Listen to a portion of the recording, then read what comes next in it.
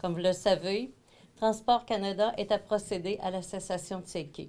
La Ville de Portneuf a déposé en mars dernier un avis d'intention pour signifier son intérêt d'acquérir le plus long quai au Canada.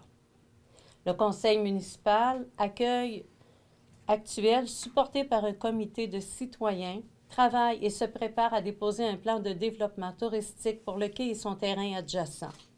Des subventions importantes sur le volet de la stratégie maritime sont disponibles.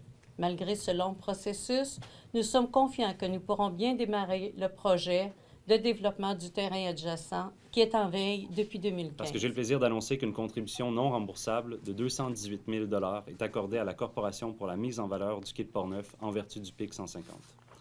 Je me réjouis du soutien de DEC à la Corporation.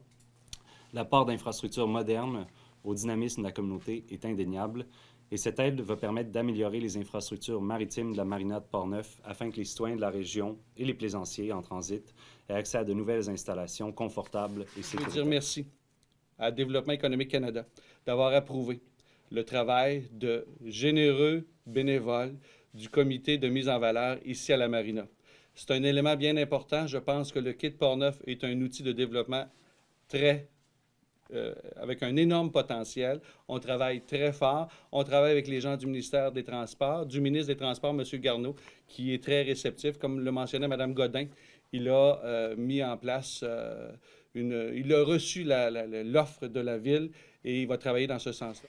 Le parc ayant déjà 20 ans et étant constitué de quais de bois traités est arrivé à sa fin de vie sécuritaire. Au cours des dernières années, la CMVQP a investi, à même son fonds d'immobilisation, près de 300 000 $ en remplacement de quais. M. Lemay avait commencé à faire des changements à ce niveau-là.